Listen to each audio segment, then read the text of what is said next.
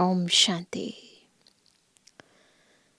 विचित्र शिव बाबा ब्रह्मा बाबा के चित्र यानी शरीर में प्रवेश होकर हम आत्माओं को अपने अपने चित्रों से पार विचित्र बनाने के लिए आते हैं। परंतु उससे पहले ज़रूरी है शिव बाबा से शक्ति लेकर अपने चरित्रों को सुधारने की, और उस चरित्र को सुधारने का आधार जितना जितना हम शिव बाबा को और ब्रह्मा बाबा को फॉलो करते हैं, उनकी श्रीमत प्रमाण चलते हैं। श्रीमत में मनमत परमत मिलाते नहीं हैं। केवल एक बाप दूसरा ना कोई, इस सिद्धांत को बुद्धि में रखकर आगे बढ़ते हैं तो हम अपने चरित्रों को पूर्ण रीति परिवर्तन कर सकते हैं।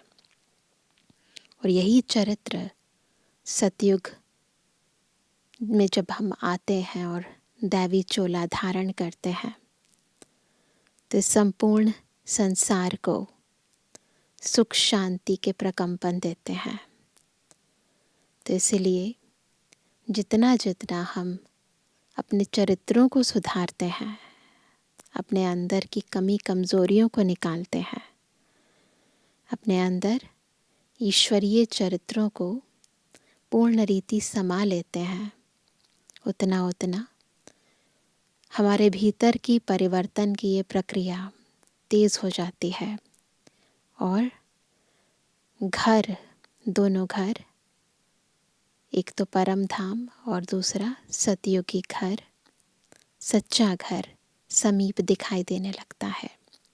आज की मुरली हमारे भीतर के इस परिवर्तन को बहुत अधिक विस्तार से समझा रही है। सुनते हैं प्यारे बाबा के महावाक्य। आज है 12 अगस्त 2024। बाबा के मधुर महावाक्य हैं, मीठे बच्चे अब वापस घर जाना है, इसलिए बाप को याद करने और अपने चरित्र को सुधारने की मेहनत करो। वापस घर जाना है, परंतु उसके लिए मेहनत करनी पड़ेगी। कौन सी है वो 2 मेहनत? एक बाबा को याद करने की मेहनत, दूसरा अपने चरित्रों को सुधारने की मेहनत। प्रश्न: अज्ञान नींद में सुलाने वाली बात कौन सी है? उससे नुकसान क्या हुआ है? कितने समय तक हम अज्ञान की नींद में सोए हुए थे? क्या कारण था? और नुकसान क्या क्या किया हमने अपना? उत्तर है कल्प की आयु लाखों वर्ष कहना। यही अज्ञान की नींद में सुलाने वाली बात है। इससे ज्ञान नेत्रहीन हो गए हैं। घर को बहुत दूर समझते हैं।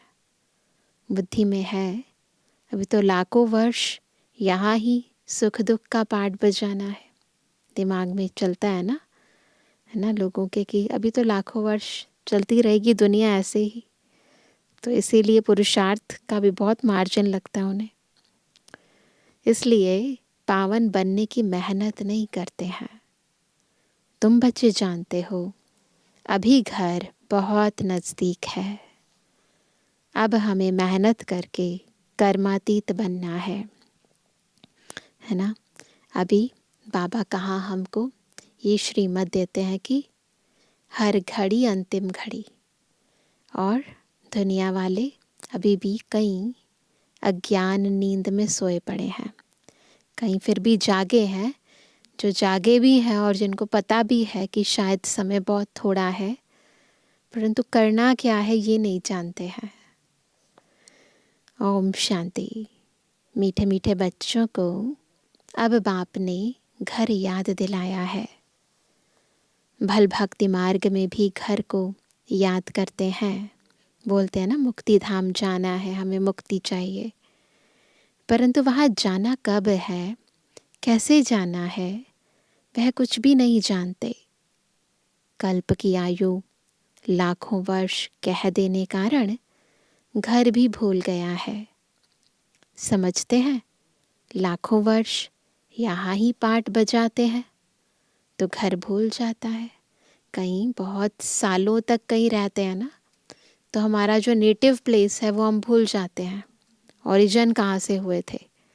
वैसे ही अभी हमें परम धाम छोड़े इतना टाइम हो गया, और ऊपर से यहाँ हम ये सोचें कि अभी लाखों वर्ष और रहना है यहाँ पर, तो फिर परम धाम को कौन याद करेगा। अभी बाप याद दिलाते हैं, बच्चे घर तो बहुत नज़दीक है, यानी ऊपर जाने का टाइम बहुत पास है। अब चलेंगे अपने घर। पूछ रहे हैं बाबा, चलोगे घर? मैं तो तुम बच्चों के बुलावे पर आया हूँ। कहा था ना बाबा, पतित पावन आओ, तो पापा आ गए हैं, तो जाना पड़ेगा ना। तो पूछ रहे बाबा चलेंगे? कितनी सहज बात है। भक्ति मार्ग में तो पता भी नहीं पड़ता कि कब मुक्ति धाम में जाएंगे। मुक्ति को ही घर कहा जाता है। लाखों वर्ष कह देने के कारण सब भूल जाते हैं। बाप को भी तो घर को भी भूल जाते हैं। लाखों वर्ष कहने से बहुत फर्क पड़ जाता है। अज्ञान नींद में जैसे सो जाते हैं। किसी को पता हो ना एग्ज़ाम्स को भी काफ़ी टाइम है ना, कहेंगे अभी तो पढ़े हैं ना 6 महीने, बाद में कर लेंगे तैयारी, है ना, तो सो जाते हैं। लेकिन पता हो कि अब भी होने वाला एग्ज़ाम, तो फिर तो जागृत हो जाएंगे ना। तो बाबा हमें जगाते हैं कि नहीं, ऐसा नहीं है, लाखों वर्ष नहीं पड़े हैं। किसको भी समझ में नहीं आता भक्ति मार्ग में घर कितना दूर बताते हैं। बाप कहते हैं, वाह, मुक्ति धाम में तो अभी जाना है। ऐसे थोड़े ही है तुम कोई लाखों वर्ष भक्ति करते हो। तुमको पता भी नहीं कि भक्ति कब से शुरू हुई है। लाखों वर्ष का हिसाब तो करने की दरकार ही नहीं। बाप को और घर को भूल जाते हैं। यह भी ड्रामा में नोंद है, ये भूलना भी ड्रामा में नोंद है। परंतु नाहिक इतना दूर कर देते हैं, बिना किसी कारण, बिना किसी लॉजिक के इतना दूर कर देते हैं। अब बाप कहते हैं, बच्चे घर तो बिल्कुल नज़दीक है। अब मैं आया हूँ तुमको ले चलने। घर चलना है, परंतु कंडीशन है, ऐसे नहीं जा सकते ना, गंदे घर नहीं जा सकते, साफ सुथरा होना पड़ेगा। तो बाबा कहते हैं, परंतु पवित्र तो ज़रूर बनना है। गंगा स्नान आदि तो तुम करते आए हो। पवित्र होने के लिए क्या किया इस दुनिया में? हमने गंगा स्नान किया, परंतु पवित्र बने नहीं हो। गंगा मैली हो गई, पर हम आत्माएं पवित्र नहीं बनी। अगर पवित्र बनते तो घर चले जाते, परंतु घर का भी पता नहीं, तो पवित्रता का भी पता नहीं। आधा कल्प से भक्ति की है तो भक्ति को छोड़ते ही नहीं। अब बाप कहते हैं, भक्ति पूरी होती है। भक्ति में तो अपरंपार दुख रहता है। फील होता है भक्ति का दुख? नहीं, तो बहुत ज़्यादा भावना से भक्ति करते ही जाते हैं, चाहे कितना भी दर्द हो, पर प्रभु के लिए भक्तों का प्यार जो है सब कुछ करा लेता है। ऐसे नहीं कि तुम बच्चों ने लाखों वर्ष दुख देखा है। लाखों वर्ष की तो बात ही नहीं। सच्चा सच्चा दुख तो तुमने कलयुग में ही भोगा, जबकि जास्ती विकारों में गंदे बने हो। पहले जब रजों में थे तो कुछ समझ थी, अभी तो बिल्कुल बेसमझ हो गए हैं। अब बच्चों को कहते हैं, सुखधाम चलना है तो पावन बनो। जन्म जन्मांतर के जो पाप सिर पर हैं उन्हें याद से उतारो। याद से बड़ी खुशी रहेगी। जो बाप तुमको आधा कल्प सुखधाम में ले जाते हैं, उनको याद करना है। बाप कहते हैं तुमको ऐसा यानी लक्ष्मी नारायण जैसा बनना है, तो एक तो पवित्र बनो और चरित्र सुधारो। विकारों को कहा जाता है भूत। लोभ का भी भूत कम नहीं है। यह भूत बहुत अशुद्ध है, मनुष्य को एकदम गंदा बना देता है। लोभ भी बहुत पाप कराता है। 5 विकार बहुत कड़े भूत हैं, इन सब को छोड़ना है। लोभ को छोड़ना भी ऐसा मुश्किल है जैसे काम को छोड़ना मुश्किल है। आदत हो जाती है, हर चीज़ के अंदर लोभ करेंगे, है ना। लोभ के वश होकर क्या क्या करते हैं दुनिया में, रिश्वत लेते हैं, है ना, सामान इकट्ठा करके बैठ जाते हैं, इतना पैसा इकट्ठा करते हैं, है ना, लूटते हैं। तो लोभ इतना है, चीज़ों का भी लोभ होता है, कई बार छोटी छोटी चीज़ों का भी लोभ कर लेते हैं इंसान, फिर अपनों से ही दुश्मनी ले लेते हैं। तो बिल्कुल जैसे काम विकार सताता है, ऐसे लोभ की भी आदत पड़ जाती है। मोह को छोड़ना भी इतना मुश्किल हो जाता, बहुत ज़्यादा, है ना। क्या करते, जितना काम को छोड़ना। सब अटैचमेंट है, कोई चीज़ों से अटैचमेंट, कोई बॉडी से अटैचमेंट, अट्रैक्शन, है ना। मोह भी ऐसा ही है ना, बिल्कुल एक तरफ खींचता रहता है, जैसे माँ का बच्चों के अंदर है। तो बुद्धि जो है जैसे कहीं अटक जाती है, लटक जाती है, तो उसके बाद उस बुद्धि को बाबा से लगाना बहुत कठिन हो जाता है। छोड़ते ही नहीं, सारी आयु बाप समझाते आए हैं, तो भी मोह की रग जुटी हुई रहती है। इतना समझाते हैं बाबा रोज़ रोज़, अपने को आत्मा समझो, पर जैसे थोड़ा सा भी बॉडी कॉन्शियसनेस में आए ना, तो ये मेरा, वो मेरा, फिर उसका दुख मेरा भी दुख हो जाता है। क्रोध भी मुश्किल छूटता है। कहते हैं बच्चों पर क्रोध आता है, मोह होता है तो क्रोध भी होता है ना। जिससे प्यार है, या प्यार नहीं कहेंगे, मोह है ना, उसके साथ किसी ने कुछ कर दिया, इतना क्रोध आता है, तो बिल्कुल किसी से बदला लेने लगते हैं, इतना गुस्सा आता है। नाम तो क्रोध का लेते हैं ना, कोई भी भूत ना आए, उन पर विजय पानी है। बाप कहते हैं जब तक मैं हूँ तब तक तुम पुरुषार्थ करते रहो। बाप कितने वर्ष रहेगा, कब तक रहेंगे बाबा? अभी भी है, ऐसा नहीं है, सबको फील होता है बाबा। तो बाप कितना वर्ष रहेंगे? बाप इतने वर्षों से बैठ समझाते हैं, टाइम ही अच्छा देते हैं ना, अच्छा टाइम देते हैं बाबा। कब से आए थे? 36 से आए, और अब तक है शिव बाबा हमारे साथ, तो अच्छा ही टाइम देते हैं। सृष्टि चक्र को जानना तो बहुत सहज है। 7 दिन में सारा ज्ञान बुद्धि में आ जाता है। बाकी जन्म जन्मांतर के पाप कटने में देरी लगती है, यही मुश्किल आता है। उसके लिए बाबा टाइम देते हैं। माया का ऑपोजिशन बहुत होता है, एकदम भुला देती है। यहाँ बैठते हैं तो सारा समय याद में थोड़ी बैठते हैं, बहुत तरफ बुद्धि चली जाती है। इसलिए टाइम देना है, मेहनत कर कर्मातीत अवस्था को पाना है। पढ़ाई तो बहुत सहज है। सेंसिबल बच्चा हो तो 7 रोज में सारा ज्ञान समझ ले कि यह 84 का चक्र कैसे फिरता है। बाकी पवित्र बनने में है मेहनत, इस पर कितने हंगामे होते हैं।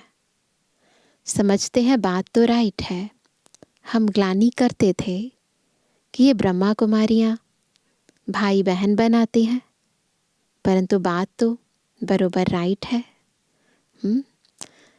जब तक हम प्रजापिता ब्रह्मा के बच्चे नहीं बने हैं, तब तक पवित्र कैसे रह सकेंगे? जब ये पता होता है कि हम दोनों एक ही पिता की संतान है ना, तभी प्योरिटी की धारणा सहज रीति अपना सकते हैं। नहीं तो फिर दैहिक संबंध याद आएगा। क्रिमिनल आई से सिविल आई कैसे बन सकती है? यह युक्ति बड़ी अच्छी है। हम ब्रह्मा कुमार कुमारियां हैं तो भाई बहन हो गए। इसमें बड़ी मदद मिलती है सिविल आई बनाने में। दृष्टि और फिर दृष्टिकोण, जब देखने का नज़रिया बदल जाता है कि हम रूहानी भाई हैं, रूहानी भाई बहन हैं, तो अपने आप ही वृत्ति बदल जाती है, कृति बदल जाती है। ब्रह्मा का कर्तव्य भी है ना, ब्रह्मा द्वारा देवी देवता धर्म की स्थापना अथवा मनुष्य को देवता बनाना। ब्रह्मा द्वारा स्थापना कहते हैं ना, तो ब्रह्मा द्वारा कैसे स्थापना होगी? पहले तो प्योरिटी की धारणा होगी, तभी तो स्थापना का कार्य प्रारंभ होगा। तो आधार हमेशा प्योरिटी है। वो तब है जब हमें ये पता है कि हम एक पिता की संतान है। बाप आते ही हैं पुरुषोत्तम संगम युग पर, तो समझाने की कितनी मेहनत करनी पड़ती है। बाप का परिचय देने लिए ही सेंटर्स खोले जाते हैं। बेहद के बाप से बेहद का वर्षा लेना है। भगवान तो है निराकार, श्री कृष्ण तो देहधारी है। उनको भगवान कह नहीं सकते। कहते भी हैं भगवान आकर भक्ति का फल देंगे, परंतु भगवान का परिचय नहीं है। ठीक है, भक्ति का फल देंगे, परंतु है कौन भगवान? कितना तुम समझाते हो फिर भी समझते नहीं। देहधारी तो पुनर्जन्म में आते हैं ज़रूर, अब उनसे वर्षा मिल ना सके। आत्माओं को एक परम पिता परमात्मा से वर्षा मिलता है। मनुष्य मनुष्य को जीवन मुक्ति दे ना सके। यह वर्षा पाने के लिए तुम बच्चे पुरुषार्थ कर रहे हो। कौन सा वर्षा? मुक्ति, जीवन मुक्ति का वर्षा। उस बाप को पाने लिए तुम कितना भटकते थे। पहले तो सिर्फ एक शिव की पूजा करते थे और कोई तरफ जाते नहीं थे। वह थी अव्यभिचारी भक्ति। तो बाबा बिल्कुल द्वापर के आदि में ले जा रहे हैं हमें कि जब द्वापर आदि था तो हम केवल एक बाबा की भक्ति करते थे, बुद्धि इधर उधर नहीं जाती थी हमारी। तो बाबा कहते हैं कि वो थी अव्यभिचारी भक्ति। औरों के मंदिर आदि इतने नहीं थे, अभी तो ढेर चित्र है, मंदिर आदि बनाते हैं। भक्ति मार्ग में तुमको कितनी मेहनत करनी पड़ती है। तुम जानते हो, शास्त्रों में कोई गति सद्गति का रास्ता नहीं है, वह तो एक बाप ही बताते हैं।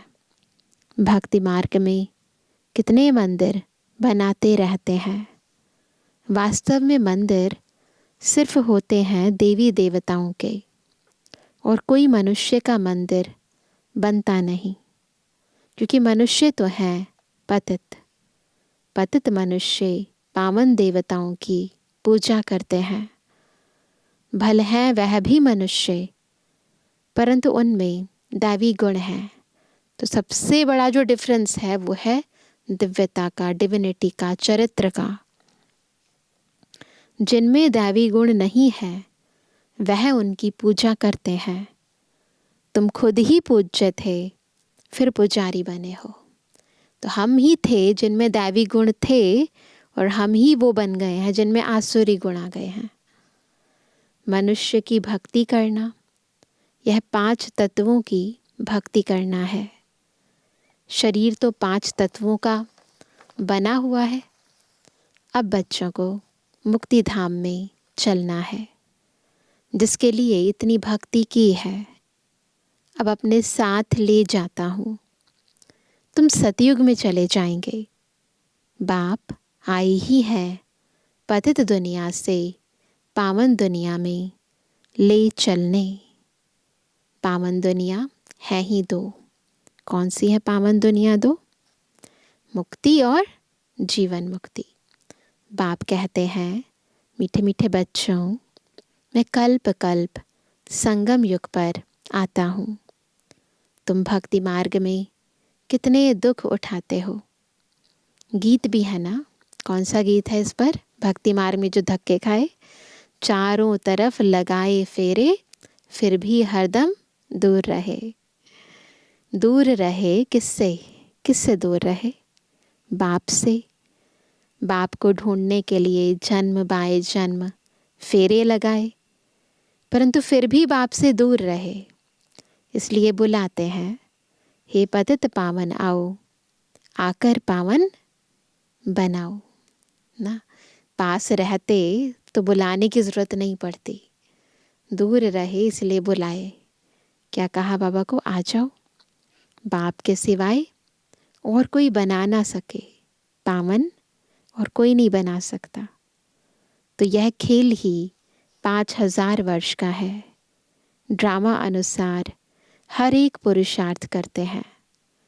जिस प्रकार कल्प पहले किया है, उस अनुसार ही राजधानी की स्थापना हो रही है।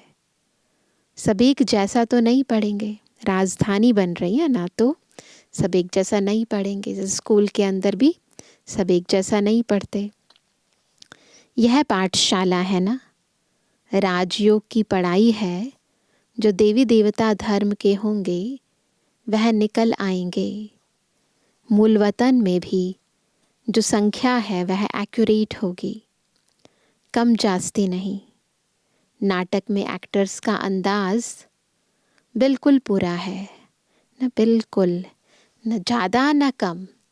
जितनी ऊपर आत्माएं हैं उतनी ही नीचे आएंगी, है ना। तो ऐसा नहीं है कि कोई कम ज़्यादा हो जाएंगे, उतने ही एक्टर रहेंगे। परंतु समझ नहीं सकते, जितने भी हैं उतने एक्यूरेट हैं। फिर भी वह आकर पार्ट बजाएंगे। फिर तुम आते हो नई दुनिया में। ये drama as it is repeat होता है। जितने पार्टधारी पिछले कल्प थे उतने ही इसी कल्प हैं, और आगे भी उतने ही रहेंगे। तो बाबा कहते हैं, फिर तुम आते हो नई दुनिया में, बाकी सब वहाँ चले जाएंगे। अभी कोई गिनती करे तो कर सकते हैं। अभी बाप तुमको बहुत गूढ़े गूढ़े पॉइंट्स बताते हैं। शुरू की और अभी की समझानी में कितना फ़र्क है ना। साकार बाबा शुरू में बहुत ही सिंपल तरीके से बस आत्मा का ही चैप्टर पक्का कराते थे। फिर धीरे धीरे परमात्मा का क्लियर किया, और उसके बाद फिर ड्रामा, और फिर बहुत कुछ। और अव्यक्त बाप दादा की मुरली तो बहुत ही गहरी। तो बाबा समय समय पर पढ़ाई का तरीका, है ना, और समझाने का तरीका बदलते रहे। तो वही बाबा ने कहा कि क्या होता है कि शुरू की और अभी की समझाने में कितना फ़र्क है। पढ़ाई में टाइम लगता है। फट से कोई आईसीएस नहीं बन जाएंगे, फट से थोड़ी ना बनेंगे, धीरे धीरे बनेंगे ना। तैयारी तो धीरे धीरे होगी। नंबरवार पढ़ाई होती है। बाप कितना सहज कर समझाते हैं, जो मनुष्य की बुद्धि में सहज बैठ सके। दिन प्रतिदिन नई नई पॉइंट्स समझाते रहते हैं। अब बाप कहते हैं, मुझ पतित पावन बाप को बुलाया है, मैं आया हूँ, तो तुम पावन बनो ना। अपने को आत्मा समझ, सभी बैठेंगे बिल्कुल अपनी आत्मिक स्थिति में। श्रीमत के अनुसार हम आत्माएं अपनी अपनी भ्रुकुटी में विराजमान है। अपने को आत्मा समझ, माम एकम, बस एक इशाद करो, तो तुम सतु प्रधान बन जाएंगे। बार बार बाबा जब जब कहते हैं तुरंत कॉन्शियसनेस चेंज कर लो। फिर यहाँ आना पड़ेगा पाठ बजाने। बाप कहते हैं आत्मा पतित बनी है, इसलिए पतित पावन बाप को याद करते हैं पावन बनने के लिए। कितना वंडर है, इतनी छोटी सी आत्मा कितना पाठ बजाती है। पहले पतित होती है, फिर पावन होती है, फिर पतित होती है, फिर पावन होती है, पतित पावन होती रहती है। इसको कुदरत कहा जाता है। उनको देखा नहीं जाता है। कोई कहते हैं हम परमात्मा का साक्षात्कार करें, ना आत्मा ना दिखाई देती है ना परमात्मा दिखाई देते हैं। बाप कहते हैं इतनी छोटी बिंदी का तुम साक्षात्कार क्या करेंगे। मैं जानने लायक हूँ, बाकी देखना तो मुश्किल है। इन आँखों से तो खैर मुश्किल है ही। आत्मा को यह सब कर्म इंद्रियाँ मिली हुई हैं पाठ बजाने के लिए। कितना पाठ बजाती है, यह वंडर है। कितना पाठ बजाती है और कैसे पाठ बजाती है, ये वंडर है। कभी भी आत्मा घिसती नहीं, बिल्कुल। आत्मा के अंदर जो पाठ है वो भी घिसता नहीं और आत्मा भी घिसती नहीं। यह है अविनाशी ड्रामा। यह अविनाशी बना बनाया है। कब बना, कहीं पूछते हैं ना कब बना, कभी तो बना होगा। यह पूछ नहीं सकते, रेडीमेड है ये। इसको अनादि कहा जाता है। मनुष्यों से पूछो रावण को कब से जलाते आए हैं, शास्त्र कब से पढ़ते आए हो, तो कह देते हैं अनादि है। पता नहीं है, मूंझे हुए हैं ना। बाप बैठ समझाते हैं हूबहू जैसे बच्चों को पढ़ाते हैं, वैसे ही समझाते हैं जैसे पिछले कल्प समझाया था, बिल्कुल वैसे एज इट इज़। तुम जानते हो हम बिल्कुल बेसमझ थे, फिर बेहद की समझ आ गई है। क्या से क्या बन गए, बेसमझ से समझदार बन गए। वह होती है हद की पढ़ाई, यह है बेहद की। आधा कल्प है दिन, आधा कल्प है रात। 21 जन्म तुम रिंचक भी दुख नहीं पा सकते।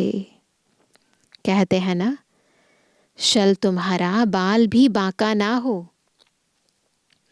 कोई दुख ना दे सके। ऐसे माँ बाप आशीर्वाद देते हैं कि तुम्हारा बाल भी बांका ना हो, तुम्हें कोई दुख ना हो। जैसे बाबा भी हमें आशीर्वाद जैसे देते हैं, कोई दुख ना दे, नाम ही है सुख धाम। यहाँ तो सुख है नहीं, मूल बात है पवित्रता की। तो सुख और शांति की जननी तो पवित्रता है ना। बाबा कहते कैरेक्टर्स अच्छे चाहिए ना, इम्पॉर्टेंट है कैरेक्टर, उसका आधार है प्योरिटी। बच्चों को हर बात क्लियर समझाई जाती है, नुकसान और फ़ायदा होता है ना। अभी तो बाप कहते हैं फ़ायदे की बात ही छूटी, अभी तो नुकसान ही नुकसान होने का है। विनाश का समय आ रहा है, उस समय देखना क्या क्या होता है। बरसात नहीं होती है तो अनाज की कितनी महंगाई हो जाती है। फल कितना भी कहते हैं 3 वर्ष के बाद बहुत अनाज होगा, फिर भी अनाज बाहर से मंगाते रहते हैं। ऐसा समय आएगा जो एक दाना भी मिल नहीं सकेगा। ये भगवान वाच है। इतनी आपदाएं आनी है, इनको ईश्वरीय आपदाएं कहते हैं। बरसात नहीं पड़ी तो अकाल जरूर पड़ेगा। सभी तत्व आदि बिगड़ने वाले हैं। बहुत जगह तो बरसात नुकसान कर देती है, कहीं पड़ती नहीं और कहाँ इतना नुकसान कर देती है। तुम बच्चे जानते हो बाप आदि सनातन देवी देवता धर्म की स्थापना कर रहे हैं। तुम्हारी एम ऑब्जेक्ट है यह, फिर से तुमको नर से नारायण बनाते हैं। यह बेहद का पाठ बेहद का बाप ही पढ़ाते हैं। जो जैसा पढ़ेगा ऐसा पद पाएगा। बाप तो पुरुषार्थ कराते हैं, पुरुषार्थ कम करेंगे तो पद भी कम पाएंगे। टीचर भी स्टूडेंट को समझाएंगे ना। दूसरे को जब आप समान बनाते हैं तब मालूम पड़ता है यह अच्छी रीति पढ़ते और पढ़ाते हैं, है ना। आप पढ़ रहे हो, पढ़ा रहे हो, तब पता चलता है जब आप समान बनाते हो, जब सेवा करते हो। मूल है ही याद की यात्रा। सिर पर पापों का बोझा बहुत है, मुझे याद करो तो पाप भस्म हो। यह है रूहानी यात्रा। छोटे बच्चे को भी सिखलाओ कि शिव बाबा को याद करो, उनका भी हक है। यह नहीं समझेंगे कि अपने को आत्मा समझ बाप को याद करना है। नहीं, सिर्फ शिव बाबा को याद करेंगे। मेहनत करने से उनका भी कल्याण हो सकता है। थोड़ी सी मेहनत करेंगे तो छोटे बच्चे जल्दी से समझ जाते हैं। तो केवल रटाना नहीं है, उनको भी मेहनत करानी है। अच्छा मीठे मीठे के रूहानी बच्चों पे रूहानी बाप दादा का दिल जान सको प्रेम से नंबरवार प्रसाद अनुसार यादगार और रूहानी बच्चों की रूहानी बाप दादा को गुड मॉर्निंग, नमस्ते नमस्ते नमस्ते। धारणा के लिए मुख्य सार। पहला, नर से नारायण पद प्राप्त करने के लिए बेहद के बाप से बेहद का पाठ पढ़कर दूसरों को पढ़ाना है। आप समान बनाने की सेवा करनी है। दूसरा, लोभ मोह की जो रगें हैं उनको निकालने की मेहनत करनी है। अपने चरित्र को ऐसा सुधारना है जो कोई भूत अंदर प्रवेश होने ना पाए। वरदान है, भगवान और भाग्य की स्मृति से औरों का भी भाग्य बनाने वाले खुशनुमा खुश नसीब भवा। कैसे बनेंगे खुश नसीब आत्मा? जब भगवान और भाग्य की स्मृति से औरों का भी भाग्य बनाएंगे। अमृत वेले से लेकर रात तक अपने भिन्न भिन्न भाग्य को स्मृति में लाओ और यही गीत गाते रहो कि वहाँ मेरा श्रेष्ठ भाग्य है। जो भगवान और भाग्य की स्मृति में रहते हैं वही औरों को भाग्यवान बना सकते हैं। ब्राह्मण माना ही सदा भाग्यवान, सदा खुश नसीब।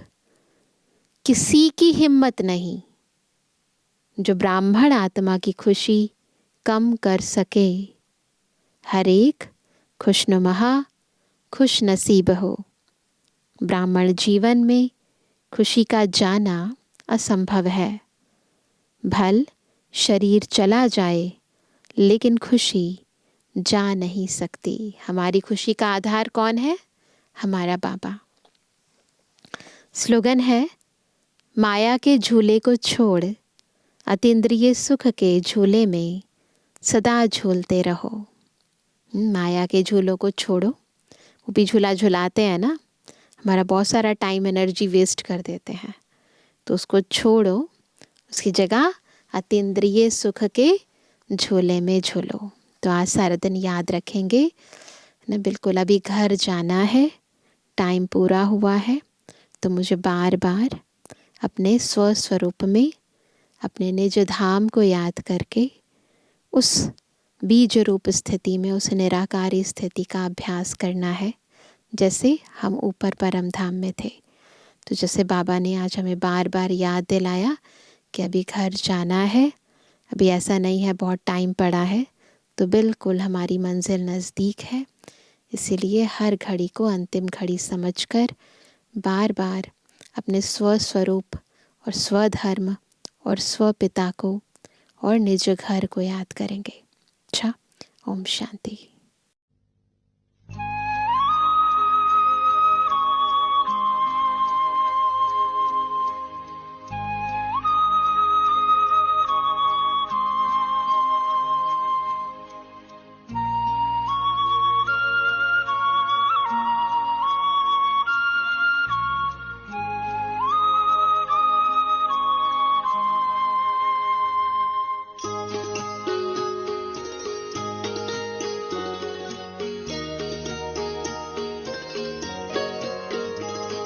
खिला है मन का चमन हमारे, मिला है माली आप सा। खिला है मन का चमन हमारे, मिला है माली आप सा। प्यारे प्रभु कोई कहाँ हमारा आप सा। खिला है मन का चमन हमारे, मिला है माली आप सा।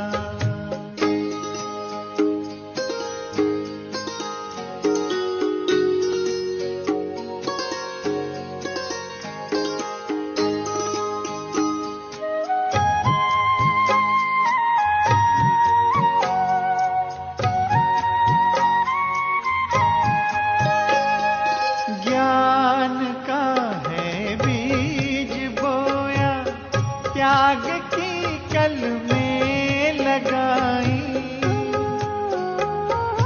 ज्ञान का है बीज बोया, त्याग की कल में लगाई। बिखरा है वैराग्य सौरभ, तप की जब बेलें उगाई।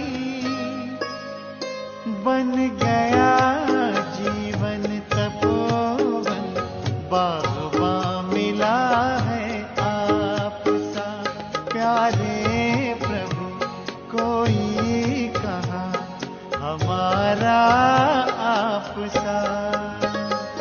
खिला है मन का चमन हमारे, मिला है माली आप सा।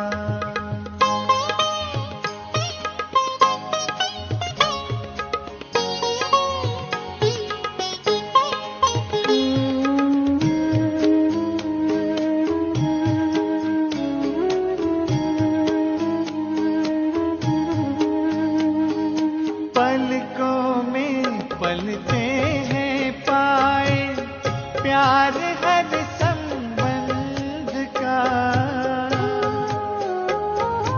पलकों में पलते हैं पाए, प्यार हर संबंध का। प्रभु मिलन में है मिला सौभाग्य परमानंद का। क्यों न गुल गुलजार हो पाके सहारा आपका। प्यारे प्रभु कोई कहाँ हमारा आप सा। खिला है मन का चमन हमारे, मिला है माली आप सा।